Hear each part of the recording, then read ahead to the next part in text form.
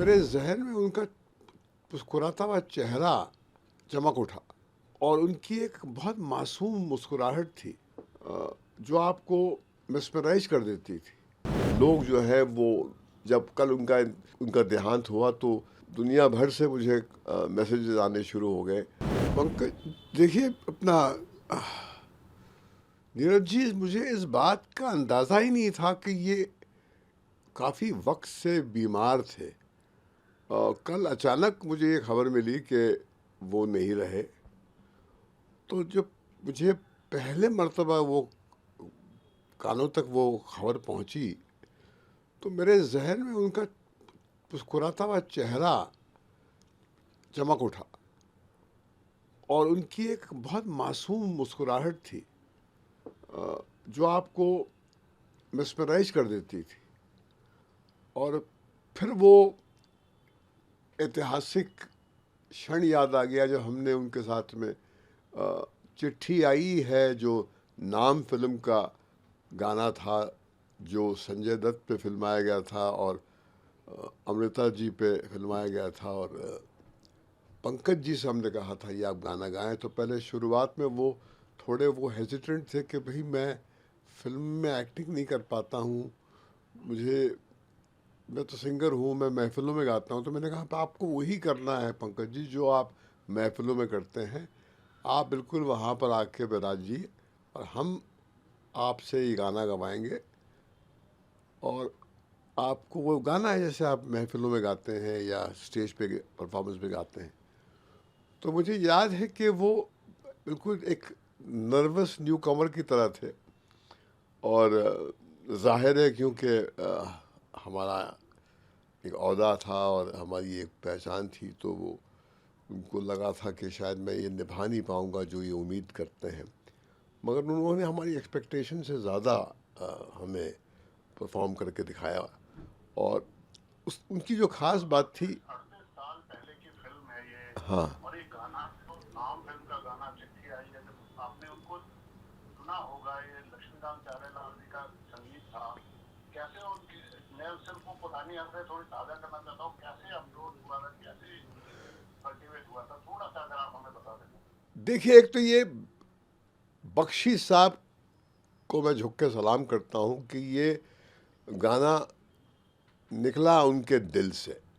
और मगर वो सिचुएशन थी जो सलीम खान साहब हैं, सलमान साहब के जो पिताजी हैं, उन्होंने अपना सलीम जावेद टीम जब स्प्लिट अप हो गई तो उन्होंने पहली फिल्म ये जो सुपर हिट हुई थी वो नाम थी, तो उन्होंने अपनी पहचान उस फिल्म से बनाई थी।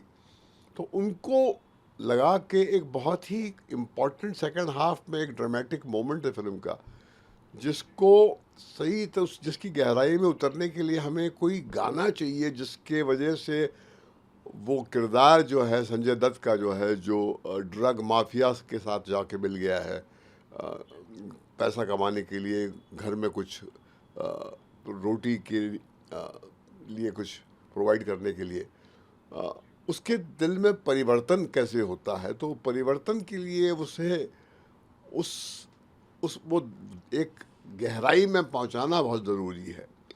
क्योंकि वो परदेश में शूट किया है अपना गाना फिल्म में, हालांकि शूट मुंबई में हुआ था।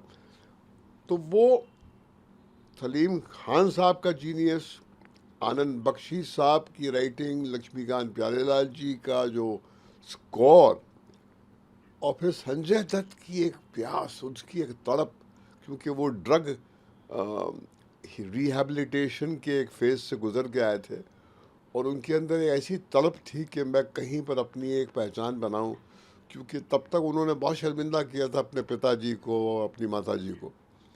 तो ये सारा जो एक मिश्रण था ना, वो, और कहीं दुनिया में वो जो माहौल था, ख़ास करके हिंदुस्तानियों का हमारे, जो हम अपने घरों से अलग होके, गांव से अलग होके शहर में आते हैं, शहर से अलग होके विदेश चले जाते हैं, कोई मिडिल ईस्ट चला जाता है, कोई फार ईस्ट चला जाता है।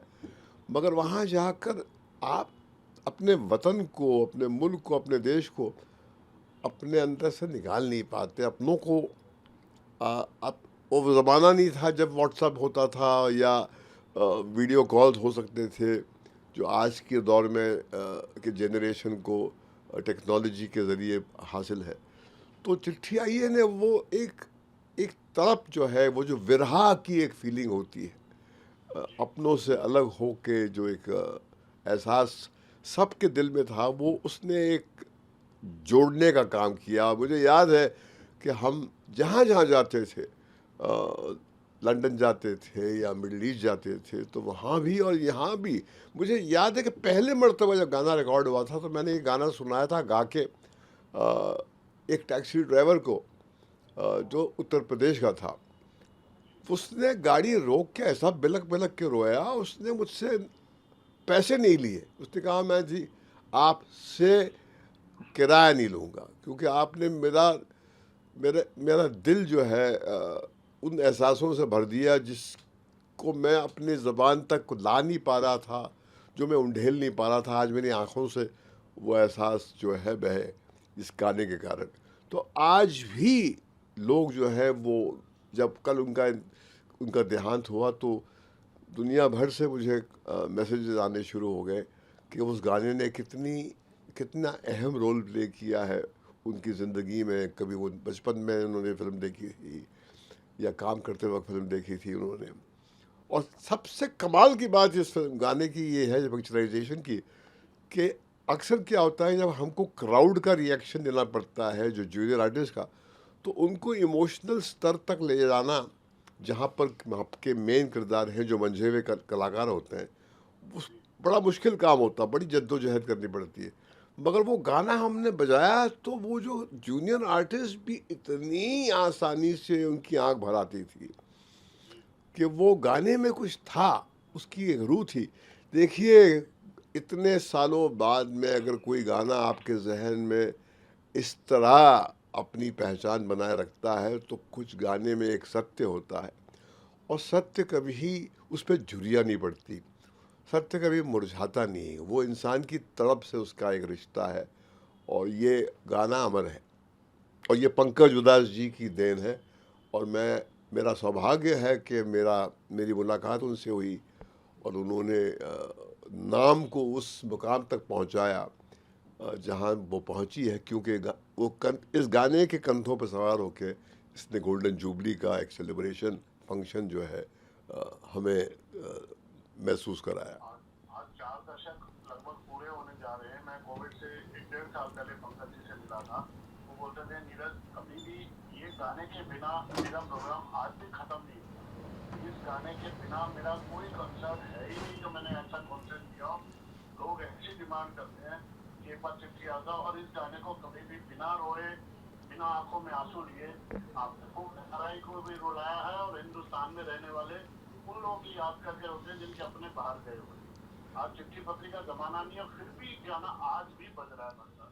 देखिए क्या है, क्योंकि आप ये जो फीलिंग होती है हमारे दिलों में जब हम अपनों से कट जाते हैं, करीब टेक्नोलॉजी आपके पास आ जाती है, मगर देखिए आज की टेक्नोलॉजी के होते हुए भी आज की कुछ एक एपिडेमिक है तन्हाई का, लोनलीनेस का एक एपिडेमिक है। तो शायद वो फासले जो है दिलों के, वो कहीं पर उसको ये गाना जो है एक्सप्रेस करता है। और मगर हाँ, ये बात सही है कि इतना काम किया उसने, पंकज ने इतना काम किया और बहुत अच्छे अच्छे गाने गाए उन्होंने। मगर सारा सारा काम जो है जब एक गाने में जाके रिड्यूस हो जाता है तो उस उसकी रीच शायद उस वक्त, क्योंकि एक पॉपुलर मेन स्ट्रीम हमारे बॉलीवुड की फिल्म थी, और संजय दत्त को पंख मिले थे उस फिल्म के साथ में, तो एक राइजिंग स्टार और एक एक्स्ट्रॉर्डनरी राइटर आनंद बख्शी साहब, एक एक्स्ट्रॉर्डनरी लम्हा था वो कहानी का, और सलीम साहब का जीनियस, और कुछ तो था जो आज भी जिस पे हम चर्चा कर रहे हैं। आप वो जो मास्टर थे उसके जो सेंटर पॉइंट थे, आप अपने को क्रेडिट देने से बनते हैं। पंकज जी हमेशा बात करते थे। मुझे पता नहीं आपकी आखिरी मुलाकात उनसे कब हुई और कहाँ हुई, क्योंकि इंडस्ट्री में लंबे लंबे समय तक लोग नहीं मिल पाते, सब व्यस्त हैं। आपकी आखिरी मुलाकात याद है आपको? एयरपोर्ट पे अक्सर हम टकरा जाते थे, मगर बहुत, ये तो काफ़ी साल पहले की बात है। हाल ही में तो शायद मैं उनसे मिल नहीं पाया, मगर जब एयरपोर्ट पे भी हम मिलते थे तो वो बिल्कुल वैसे ही मिलते थे। और हाँ, और जैसे आपने फरमाया, बिल्कुल वैसे ही वो कहते थे कि महेश, जहाँ भी जाऊँगा, प्रोग्राम जब ख़त्म होता है तो इस गाने के साथ ही ख़त्म होता है, क्योंकि जब इस, हाँ, इसके बगैर जो है मेरी महफिल संपूर्ण होती ही नहीं है। वो लखनऊ में हो, वो दुबई में हो, या वो लंदन में हो, या यूएस यूनाइटेड स्टेट्स में हो, जहाँ भी हिंदुस्तानी होते हैं वो बोलते हैं कि साहब पंकज जी, कमाल की महफिल रही, मगर अब एक मर्तबा वो गाना जो गा दीजिए, चिट्ठी आई है। तो फिर मैं पूरी शिद्दत से वो गाना गाता था, और आपकी बड़ी याद आती थी महेश जी। और मैंने कहा बस आपने हमारी ज़िंदगी में वो योगदान करना था, और ये हमारा सौभाग्य है कि हम एक दूसरे से टकराए। Thank you.